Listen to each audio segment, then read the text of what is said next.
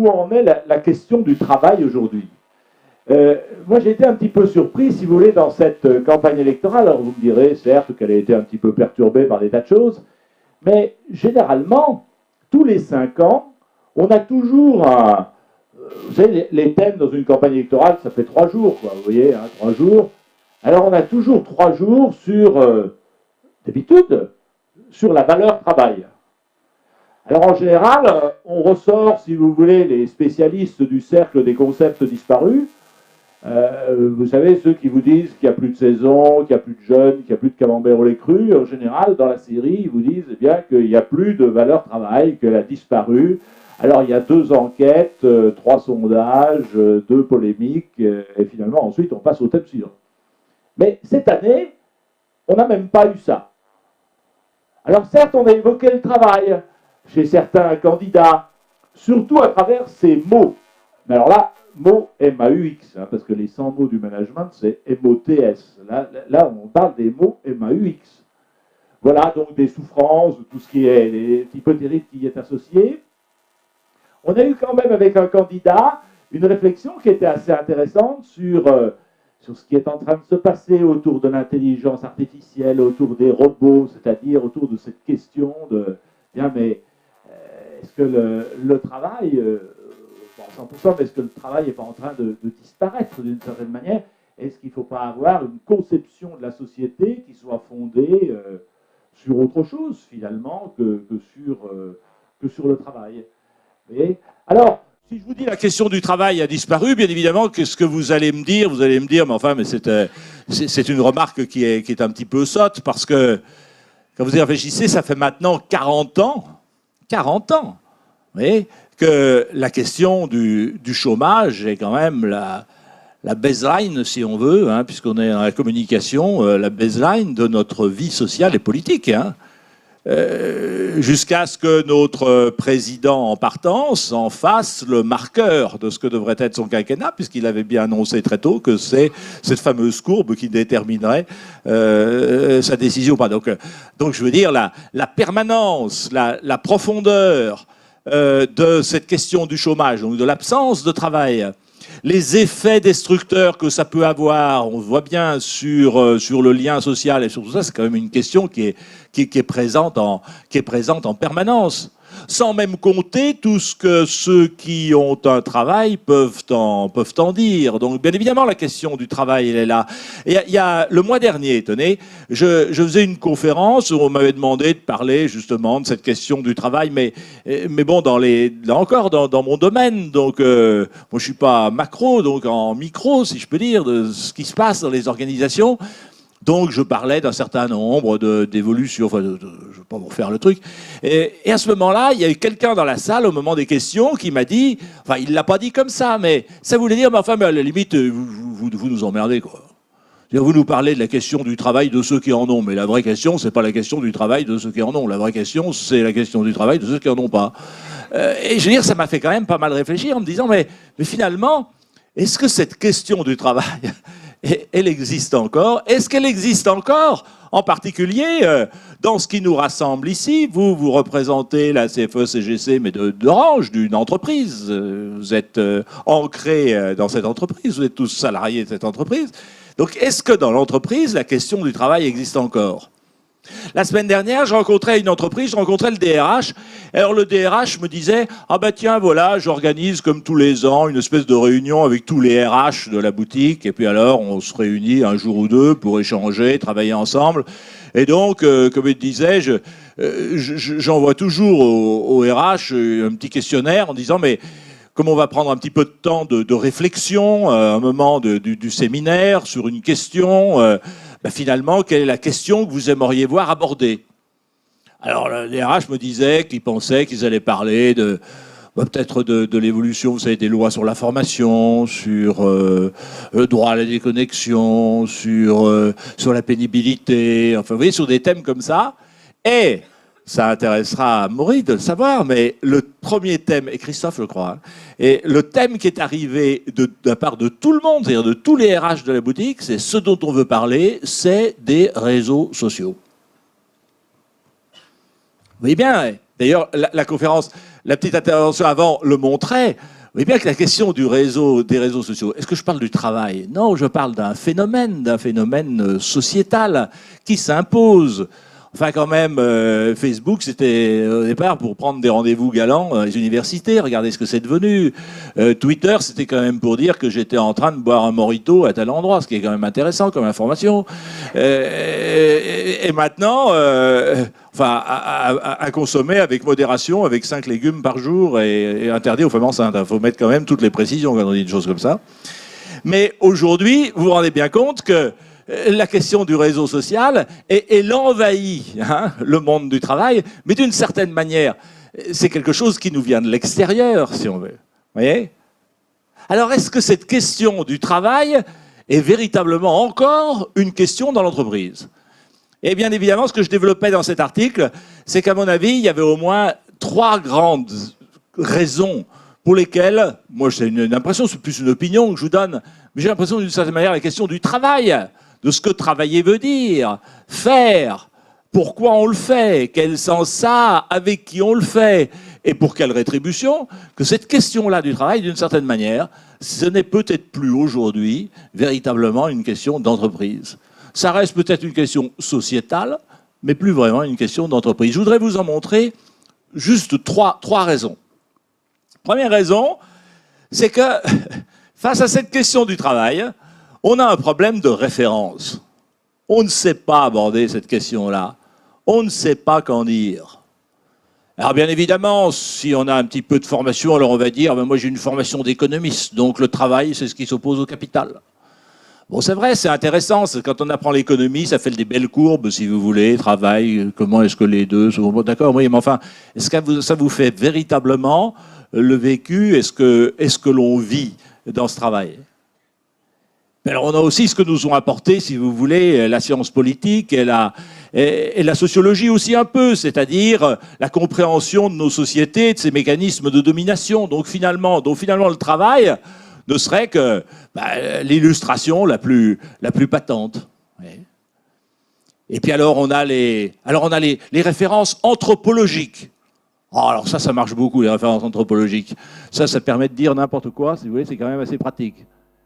Est-ce qu'il vous est arrivé d'assister un jour à une causerie sur le travail sans qu'un sachant vous dise que ça venait, le mot travail, de tripalium? C'est une ânerie. C'est quand même une ânerie. Mais ce qui est bien avec l'étymologie, c'est qu'on peut dire n'importe quoi, si vous voulez, à partir du moment où on envoie un mot latin, comme personne ne le parle, je veux dire, ça permet quand même de dire n'importe quoi. Quand vous regardez tripalium, allez, je vais vous faire un peu question pour un champion, là. Quand vous regardez le mot tripalium, le tripalium, avant, c'est vrai, d'être devenu un instrument de torture, c'était quoi? C'était surtout un outil, une aide. Ça permettait de vous bloquer le cheval pendant que vous lui changiez les fers. Et s'il y en a certains qui sont de la campagne, que les chevaux puissent avoir des fers aux pieds, ça aide quand même. Oui. Les chevaux, oui, oh là là. C'était pour vérifier si vous écoutiez ça. Ça va alors. Vous voyez, ça aide quand même. Autrement dit, c'était avant tout, vous voyez, un outil d'aide. Mais c'est marrant parce que c'est devenu ensuite outil de... Et d'ailleurs, quand vous regardez les spécialistes de l'étymologie, j'ai mis la référence dans mon article, vous pourrez aller voir, eh bien, il y a une grande discussion autour de cette notion de l'étymologie du travail. Certains disent que ce serait plutôt une racine venant de je ne sais pas où, quelle langue, de la notion de traps. Vous voyez, de traps, ça va dériver à travail. Traps voulant dire deux choses, voulant dire cette notion de passage, de transformation, de quelque chose qui change, mais qui se confronte pour changer.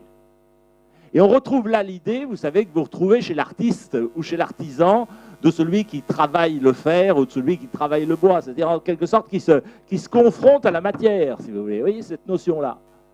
Mais, comme par hasard, la notion, oh bah vous savez, tripalium, c'est un instrument de torture, donc ça y est, la messe est dite, c'est pas la peine d'aller plus loin, si vous voulez, on a fini. On a un manque de référence, on n'est pas à l'aise, on ne sait pas vraiment comment aborder le travail. Alors je ne vous parle même pas des références des gestionnaires. Alors les gestionnaires, qu'est-ce qu'ils font? Ils n'abordent pas le travail. Ils abordent la qualification, ils abordent l'emploi, ils abordent la compétence.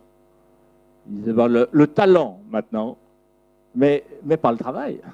Hein. Et toutes nos catégories gestionnaires, en quelque sorte, font l'économie ou occultent finalement, hein, c'est-à-dire ce qui est réellement fait et vécu en le faisant. Donc on a un problème de référence. On a un deuxième problème, me semble-t-il, pour aborder le travail, qui est un problème un peu épistémologique, quoi. Comment est-ce que ça doit s'aborder? S apostrophe. Ouais. Ah, maintenant, je suis très prudent. Hein. Mais comment c'est... Oui, c'est intéressant finalement. Quelle est la part du travail et du non-travail? Est-ce que c'est finalement le travail qui a un impact sur le non-travail ou l'inverse? Ouais. C'est une vraie question aujourd'hui. Moi, je trouve qu'il y a un changement, vous savez, fondamental qui s'est opéré dans les années 70, enfin 1970.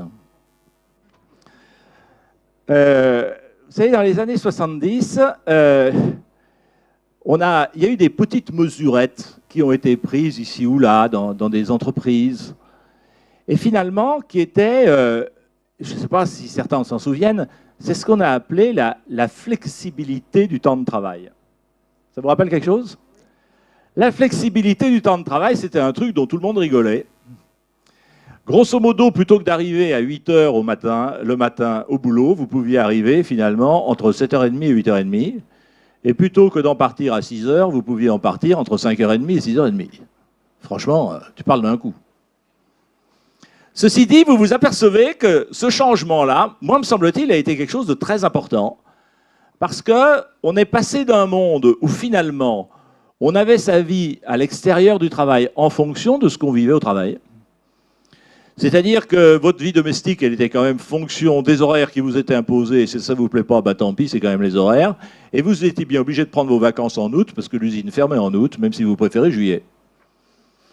On peut le déplorer, mais c'était comme ça. Vous voyez ? Et vous attendiez la retraite pour enfin pouvoir partir en juillet. Et effectivement, avec un peu de chance, quand vous aviez votre retraite, vous pouviez partir 2 ou 3 fois en juillet, mais pas plus.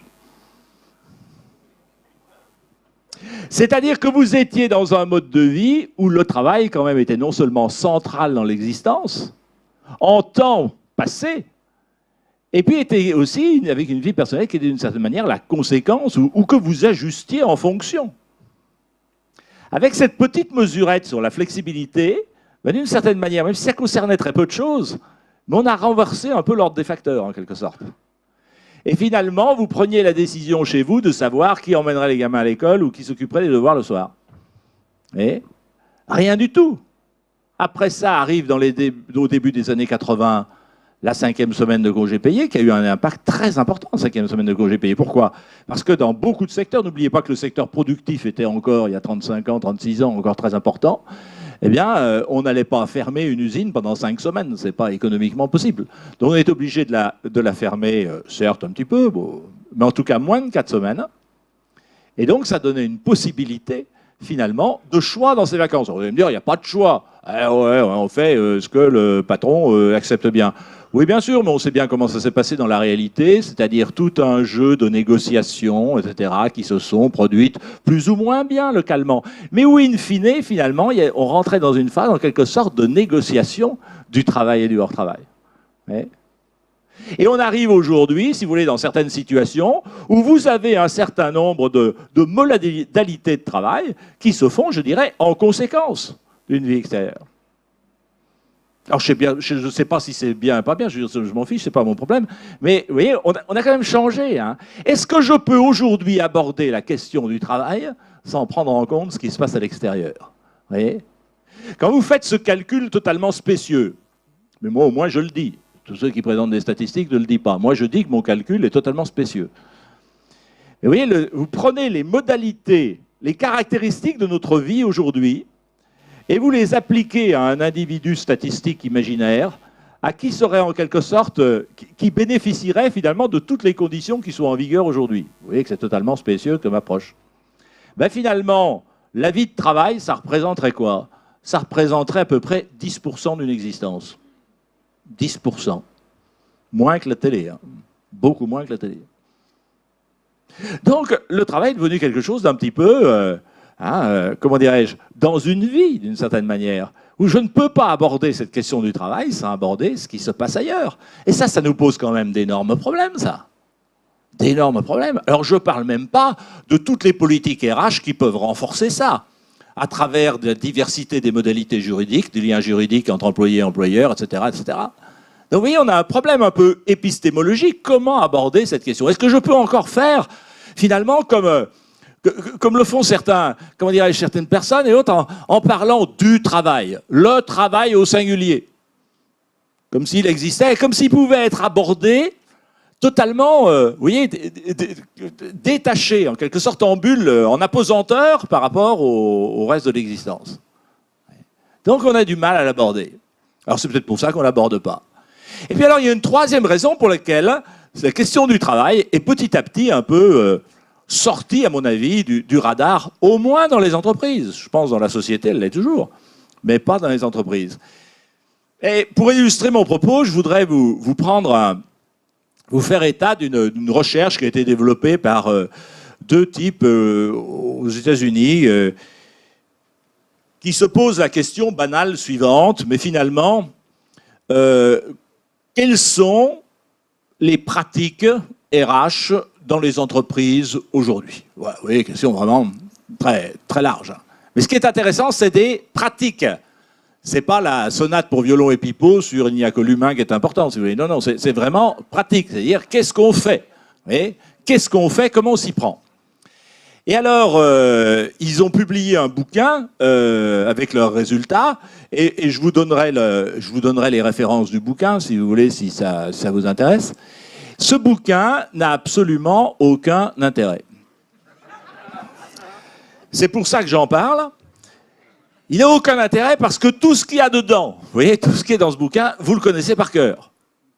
La diversité des liens juridiques employés-employeurs, la complexité des organisations, ça marche, on a toutes les dimensions qu'il s'agit de combiner ensemble, la difficulté à gérer à la fois le niveau individuel, le niveau équipe, la nécessité d'un apprentissage tout au long de la vie étant donné l'obsolescence des compétences, etc., etc., etc. Enfin, je veux dire, vous avez la totale que vous connaissez par cœur. Non, l'intérêt du bouquin n'est pas là. L'intérêt du bouquin, c'est que ces deux profs avaient fait exactement la même enquête 30 ans auparavant. Et donc, finalement, ce qu'ils comparent, c'est cette cartographie des pratiques RH à 30 ans d'intervalle. Alors ça, c'est intéressant, ça. Ça, c'est intéressant, hein, parce que dans le domaine des RH, du management, des organisations, il y a quand même beaucoup de baratin. Hein. Le nombre de tweets que vous recevez début septembre qui vous annoncent quelles sont les tendances du moment. Les tendances managériales, c'est comme les horoscopes du 1er janvier. On s'en souvient jamais le 31 décembre, si vous voulez. Donc on voit des tendances, on est vachement vachement impressionné. En général, on les oublie assez vite, heureusement d'ailleurs, car souvent ces tendances ne reflètent que l'ignorance de celui qui a envoyé le tweet plutôt qu'une réelle observation de ce qui se passe. Ceci dit, quand vous comparez une cartographie à 30 ans de distance, ça c'est quand même un petit peu plus sérieux. Ça c'est quand même un petit peu plus fondé. Et vous savez quelle est leur conclusion? Eh bien leur conclusion, c'est qu'en 30 ans, rien n'a changé. Quand même intéressant, hein? Ça valait la peine de venir. Non, après les réseaux sociaux, ça vous remet un peu de bon sens quand même. Oui, quand même. Non, en 30 ans, rien n'a changé, tout a éclaté. Ah, vous voyez la nuance? Rien n'a changé, tout a éclaté. Ça veut dire quoi? Ça veut dire que souvent, quand on se représente l'idée du changement, quelle est l'idée qu'on a en tête? L'idée, c'est que le changement serait une espèce de translation. C'est-à-dire, avant, c'était comme si, et maintenant, c'est comme ça. Vous voyez, ça translate. Comme si finalement le travail c'était quelque chose de très homogène il y a 30 ans et que maintenant c'est toujours quelque chose de très homogène mais qui a bougé, quoi. Vous voyez, qui a translaté. Et eux ils disent c'est pas du tout ça. En 30 ans, tout a éclaté. C'est-à-dire que c'est parti dans toutes les directions. Ah, c'est pas tout à fait pareil. Alors vous savez, je ne sais pas pour quelle raison, mais certains d'entre vous l'ont peut-être remarqué, mais je commence à avoir des réflexes de vieux. Et donc, l'été dernier, un jour de pluie, je me suis amusé, je ne sais pas pourquoi, si vous voulez, c'est probablement pour préparer mon édition de la Pléiade. J'essaye de pousser à la vente, si vous voulez.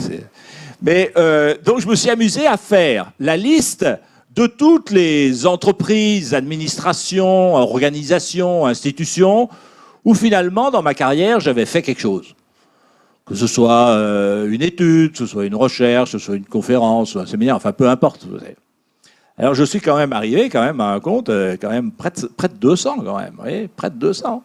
Quand je fais la liste de ceux dont je me souviens, quand je regarde, quand j'essaie de me souvenir, vous voyez, de ce que c'était, des gens que j'ai rencontrés, des situations que j'ai observées, mais effectivement, ce qui me frappe, c'est l'éclatement, c'est pas le changement.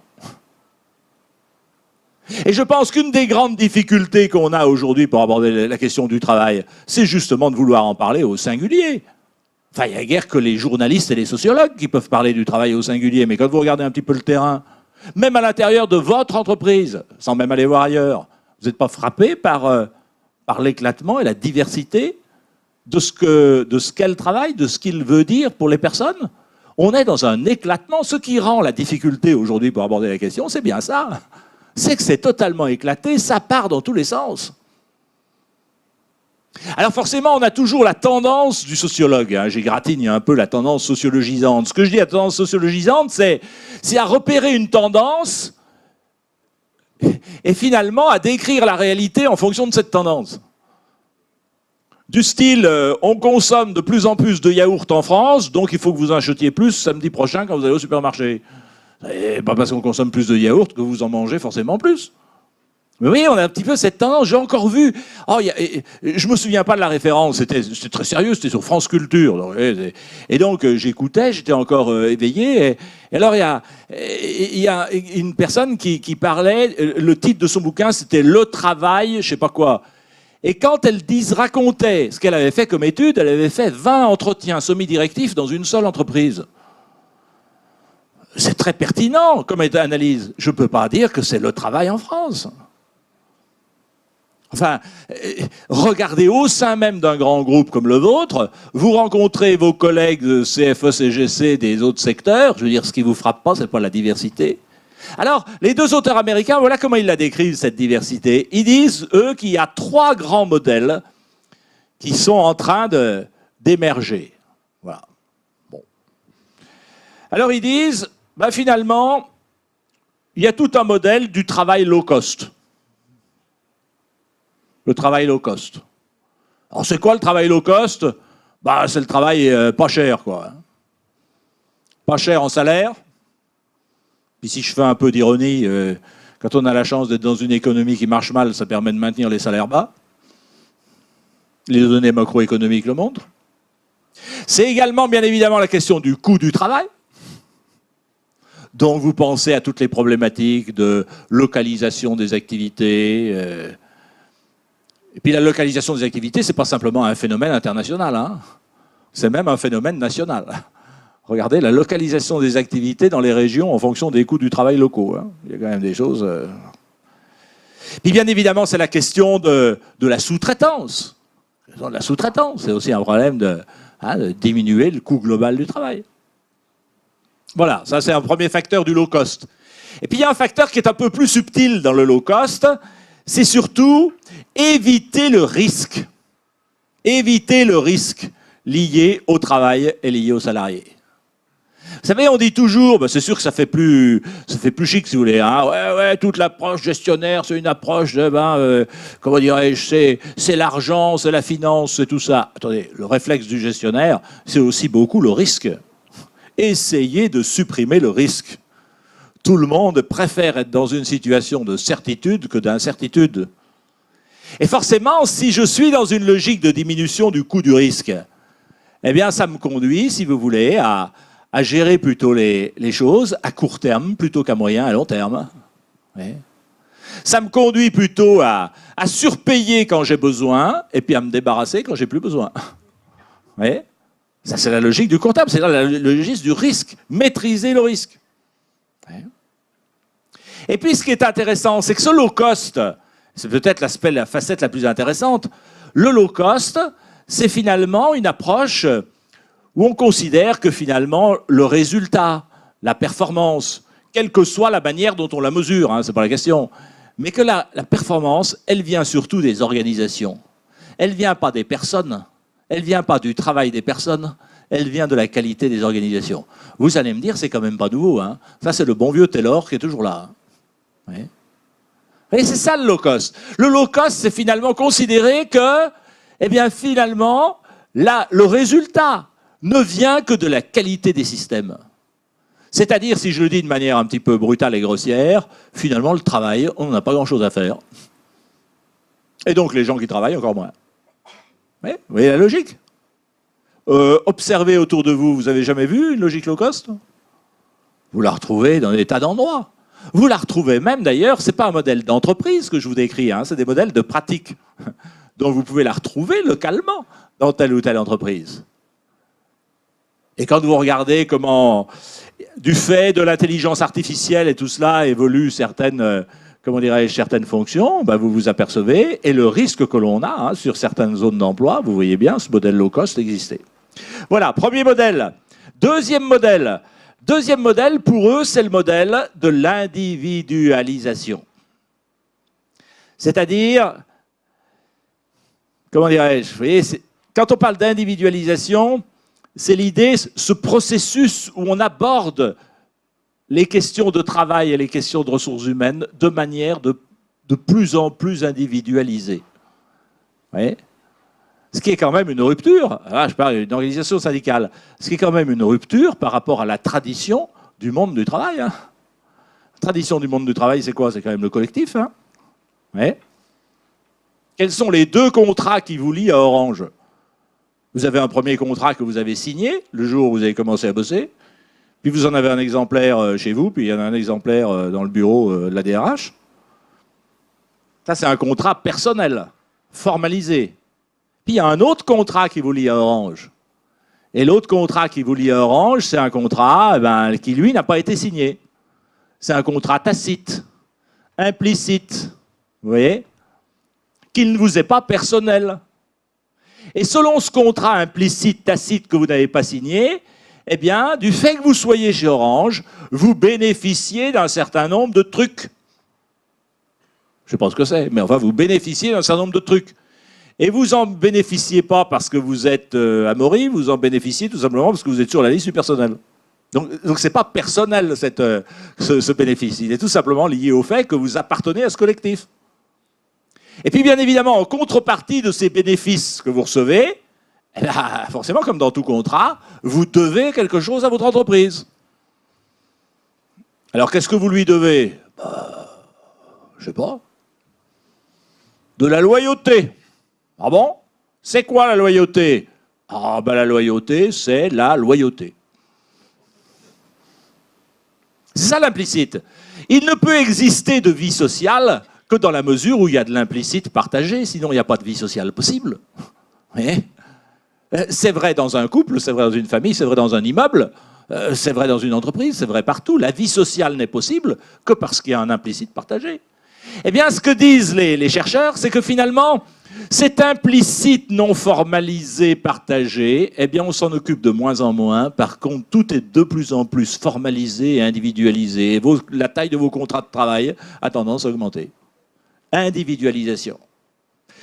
L'individualisation, c'est quoi? C'est considérer que finalement, la performance, le résultat, une organisation, ça doit bien produire du résultat, hein, quelle que soit la manière dont on le mesure. Après, ça, c'est une autre question. Mais ça doit bien produire du résultat. Eh bien, ce résultat, il vient de certaines personnes. Alors, vous avez un très beau terme qui a envahi le monde de la gestion des ressources humaines depuis une quinzaine d'années. C'est le terme de talent. Enfin, de talent et de talent, comme il faut dire... Il faut parler Macron maintenant, donc de talent, c'est de talent. Oui.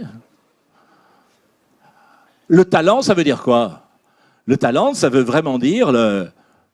Ben oui, c'est quoi un talent? C'est quelqu'un qui est unique, qui est extraordinaire, qui est... Vous reconnaissez que tel footballeur est un talent, vous dites, ça veut dire qu'il n'est pas comme les autres. Quoi. Vous voyez, ça veut dire qu'il a quelque chose de spécial, il a quelque chose de spécifique. Intéressant ce modèle de l'individualisation. Considérer que finalement, la performance, le résultat, quelle que soit la manière de mesure, ça dépend de certaines personnes. Le reste, à la limite, enfin, le reste, on n'en parle pas d'ailleurs. Et puis vous avez un troisième modèle. Et ce troisième modèle, c'est celui qu'ils appellent le modèle. Alors je sais que c'est un mot qu'on retrouve assez souvent chez Orange, mais enfin je ne pense pas que ça ait de lien. Hein. C'est le terme de l'engagement. Alors là on dit, eh bien voilà, c'est quoi ce modèle? Alors c'est le modèle, eh bien, où on va retrouver toutes les pratiques, vous savez, toutes les pratiques de ce que l'on aurait appelé dans les années 80, les pratiques d'amélioration des conditions de travail. Ce qu'on aurait appelé dans les années 90, l'amélioration de la qualité de la vie au travail. Ce qu'on aurait appelé dans les années 2000, les pratiques d'harmonisation entre la vie personnelle et la vie professionnelle. Et ce qu'on appelle bien évidemment dans les années 2010, le bien-être. Bien-être ETRE. Hein. Voilà. Le bien-être étant une notion qui n'est pas simplement, si vous voulez, la ressucée des précédents, mais qui inclut une notion nouvelle, qui est quand même la notion de santé, vous voyez, qui s'insinue un peu dans cette notion-là. Alors voilà, ça c'est la première caractéristique. Mais la deuxième caractéristique me paraît plus intéressante encore. La deuxième caractéristique de ce modèle, c'est que finalement, ce qu'ils disent, c'est, tiens, on va mettre là-dedans tous ces lieux de travail où finalement l'efficacité, le résultat, la performance, eh bien, dépend de ce que les personnes mettent d'elles-mêmes dans ce qu'elles font. C'est-à-dire où cette notion d'engagement, c'est pas simplement la cerise sur le gâteau, c'est pas le supplément d'âme, c'est pas le truc un petit peu psychopapouille qu'on peut mettre dans le rapport annuel, mais c'est véritablement, eh bien, une condition de l'efficacité. C'est-à-dire que si vous ne l'avez pas, cet engagement, votre boulot ne marche pas. On pourrait trouver des tas d'exemples, par exemple, hein, dans le soin, dans cette fameuse économie de l'expérience aujourd'hui, enfin, vous avez entendu parler de ça. Vous voyez, hein, on aborde la question de l'engagement, non pas, vous voyez, comme une espèce de philosophie du travail. Le travail devrait être un lieu, eh bien, où la personne peut, vous voyez, doit s'engager, mettre de lui-même, etc., etc. Non, on l'aborde simplement comme une condition de l'efficacité, un élément du business model, pour parler chic. Vous voyez, c'est intéressant. La question du travail, là encore, est totalement exfiltrée. Elle n'est vue que comme un moyen indispensable pour que ça fonctionne. Si vous allez assister à un spectacle, c'est ça l'idée de l'économie de l'expérience. Si vous allez assister à un spectacle, à une représentation du bourgeois gentilhomme de Molière, et si le type qui joue le rôle, n'importe quel rôle, il n'est pas engagé dans son rôle, eh bien, votre expérience de spectateur va pas être très bonne. Ce qui fait la performance de la pièce, ça va bien être, pas simplement la qualité du texte de Molière, mais ça va bien être ce que les acteurs ont mis dans ce qu'ils faisaient. Vous voyez? Donc voilà les trois raisons, les trois éléments qu'il me faut dire que, si ça se trouve, la question du travail, ça y est, a été totalement exfiltrée de l'entreprise. Problème de référence, problème épistémologique, et puis problème tout simplement d'impératif, de poids du business, eh bien, qui me conduisent à faire du low cost, à faire de l'individuel, à faire du fort engagement, mais tout simplement parce que c'est un élément, c'est une condition du business. Alors vous allez me dire, alors je ne sais pas si mon constat est un constat dramatique ou pessimiste, j'en sais rien, mais il faut quand même toujours terminer, si vous voulez, une présentation avec quand même deux touches optimistes. Bon, je me suis un peu creusé pour les trouver, hein, c'est vrai, mais j'en ai quand même trouvé deux. Et je les ai pris en note pour être sûr de ne pas les oublier, si vous voulez. Il y a quand même quelque chose que je perçois. Vous avez probablement déjà discuté dans votre entreprise vous savez, de tout ce mouvement qui s'appelle un peu pompeusement de l'entreprise libérée, ou de manière un petit peu plus générale, et me semble-t-il moins, comment dirais-je, moins polémique dans les termes, de ce mouvement de l'innovation managériale. Quand on observe les cas, les situations, vous voyez, quand on écoute les gens qui ont été un petit peu à la manœuvre dans ce genre d'entreprise, vous voyez, il y a quand même une question, parce qu'il n'y a pas de modèle, il n'y a pas de modèle de l'entreprise libérée. Hein, je veux dire, d'une à l'autre, je veux dire, ça n'a rien à voir, il n'y a pas de modèle. Mais il y a quand même des choses communes. Un des éléments communs, c'est que la plupart de ces expériences remettent la question du travail au centre. Et la question du travail étant, mais qu'est-ce que les personnes vivent dans cette boutique, avec la tâche qu'elles doivent accomplir, dans les liens humains? Hein, parce que tout travail est en fait collaboration, cum laborare, on travaille ensemble, hein, en latin. Eh bien, des liens humains, du contenu de l'activité, de la projection de soi dans ce qu'on fait, et également du sens de ce qu'on fait. Cette question-là du travail, c'est intéressant, parce que dans toutes ces expériences-là, ça redevient un élément premier. Et souvent d'ailleurs, les gens qui vous racontent ces expériences-là, qui que ce soit le patron ou les autres, vous disent une des premières actions qu'on a menées, c'est quand même qu'on est reparti de ce que les gens vivaient dans leur job. Ça, c'est quand même rassurant. Et puis il y a un deuxième élément un petit peu positif, et c'est mon dernier, donc je vais terminer. C'est, vous voyez, il ne vous a pas échappé que on est quand même dans un monde un petit peu troublé, quoi, hein, un peu cabossé, quoi.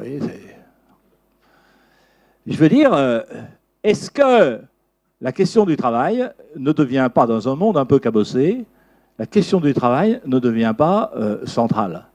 Alors elle l'est bien évidemment pour ceux qui n'en ont pas, mais là je parle pour ceux qui en ont. Est-ce que ce qui se vit au travail n'est pas un facteur, je veux dire, non seulement de satisfaction personnelle, mais tout simplement un facteur donne des éléments tout simplement pour pouvoir vivre, et je ne pense pas qu'elle la paye en pensant à ça. J'ai fait faire une étude à mes étudiants pendant 2 années de suite, une étude auprès de salariés sur la question des relations. Et dans le questionnaire qu'ils avaient à pratiquer, je posais la question, ils posaient la question aux salariés de leur parler de leur expérience, des relations humaines qu'ils ont en dehors du travail. Je n'ai pas un échantillon représentatif de répondants. Hein. Comme c'était un travail fait en semi-directive, j'ai à peu près une 60aine d'entretiens, c'est quand même pas représentatif de quoi que ce soit. Mais je suis frappé dans cette étude du nombre de personnes qu'ils ont rencontrées pour lesquelles la seule expérience de relation qu'ils avaient, c'était soit chez eux, vous voyez, dans leur famille au sens le plus réduit du terme, soit au travail. En dehors, rien. Pas d'afterwork. Pas de morito. À consommer avec modération. Vous voyez, c'est quand même intéressant sur un plan sociologique. Je ne peux pas vous dire que c'est une tendance, surtout pas, surtout avec ce que je vous ai dit, mais d'imaginer que pour beaucoup de personnes, eh bien, l'expérience relationnelle de vivre et de fonctionner avec d'autres, qu'ils vont avoir principalement, ça va être dans leur travail. C'est dire si finalement, au niveau des entreprises, quels que soient les phénomènes macro qui nous dépassent et sur lesquels on ne peut pas faire grand-chose, Dieu sait si c'est important de remettre, me semble-t-il, cette question du travail au centre. Voilà, je vous remercie.